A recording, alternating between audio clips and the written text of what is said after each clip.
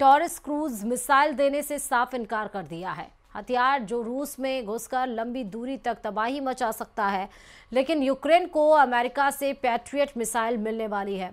वैसे खबर यह है कि अमेरिका और नाटो देश अब यूक्रेन से मुंह मोड़ रहे हैं, क्योंकि यूक्रेन को ट्रंप की मिसाइल भी मुफ्त में नहीं मिलेगी। वहीं दूसरी तरफ ट्रंप ने पुतिन के सामने भी एक डेडलाइन रख दी है। क्या है पूरा मामला, देख लीजिए इस रिपोर्ट में।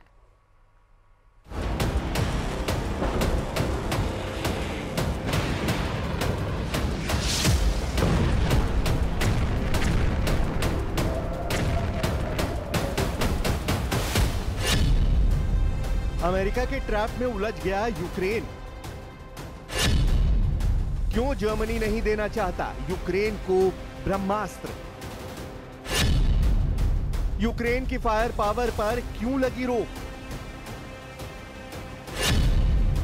क्या ज़ेलेंस्की के साथ नेटो सिर्फ दिखावा कर रहा है? क्या यूक्रेन के साथ डिफेंस के नाम पर धोखा हो रहा है?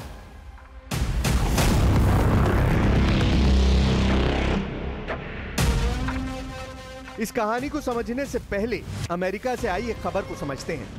खबर यह है कि यूक्रेन पर लगातार हमलों के बाद अमेरिकी राष्ट्रपति डोनाल्ड ट्रंप रूस के राष्ट्रपति व्लादिमीर पुतिन पर बुरी तरह भड़क गए।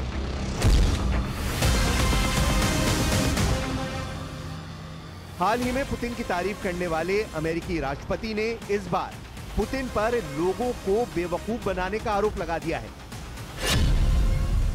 अमेरिकी राष्ट्रपति ने कहा, मैं ये नहीं कहना चाहता कि वो हथियारे हैं, लेकिन वो बहुत कठोर शख्स हैं। ये पिछले कुछ सालों में साबित हो गया है। उन्होंने कई लोगों को बेवकूफ बनाया है।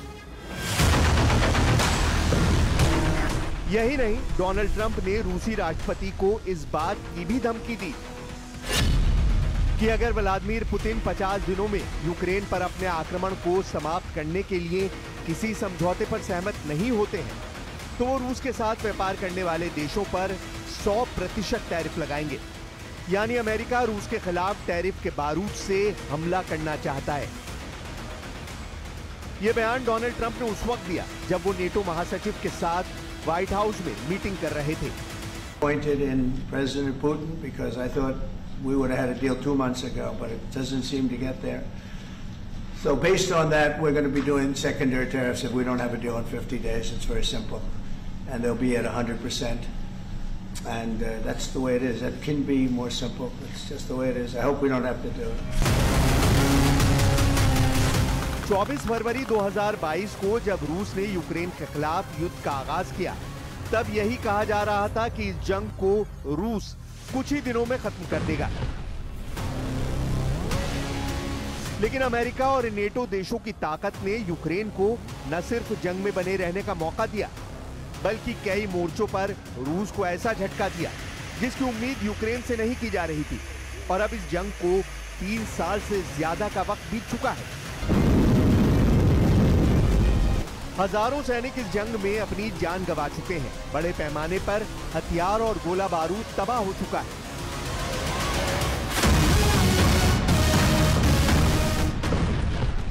इसके बावजूद ये जंग अभी भी जारी है। यूक्रेन की जमीन रूस के ड्रोन हमलों से धधक रही है।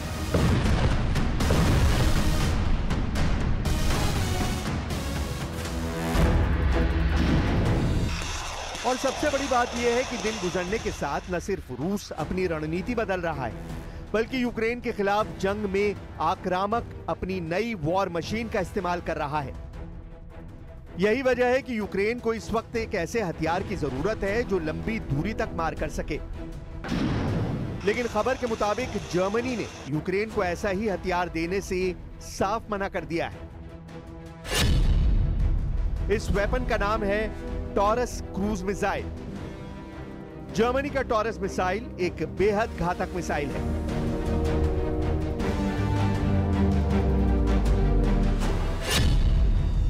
इसकी रेंज 500 किलोमीटर से ज्यादा है, यानी इसकी रेंज किसी भी सहयोगी देश से मिलने वाली मिसाइल से ज्यादा है। ये कम ऊंचाई पर उड़ने की क्षमता रखती है और लक्ष्य को सटीक भेदने वाली तकनीक से लैस है।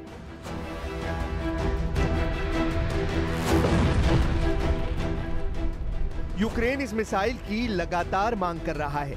ऐसा इसलिए क्योंकि इससे रूस के पीछे के ठिकानों पर हमला हो सकता है।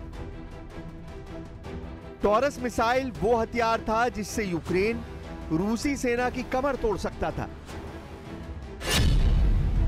इससे यूक्रेन रूस के सैन्य अड्डों, पुलों और कमांड सेंटरों को नष्ट कर सकता था।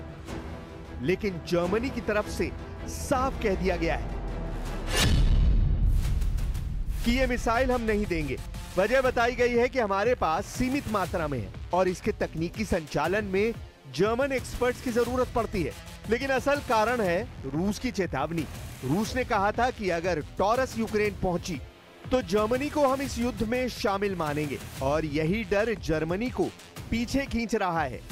सवाल यह है कि जब यूक्रेन हर रोज अपने नागरिक खो रहा है, तब दोस्त देशों को डर क्यों सता रहा है?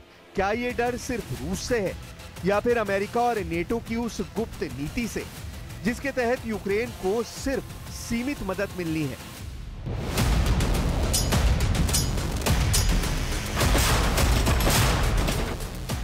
मदद सिर्फ उतनी हो जिससे लड़ाई चलती रहे लेकिन कभी खत्म ना हो।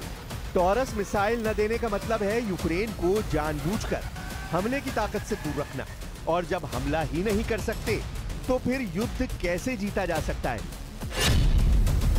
यूक्रेन के पास ढाल, कहां है तलवार?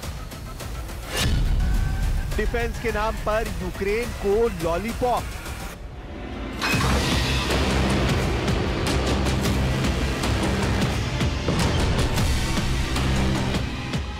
यूक्रेन को रूस के हमलों से बचाने के लिए सिर्फ ढाल दी जा रही है, यानी वो हथियार जो हमलों को रोक तो सकते हैं, जवाब नहीं दे सकते, जिसकी इस वक्त यूक्रेन को सख्त जरूरत है।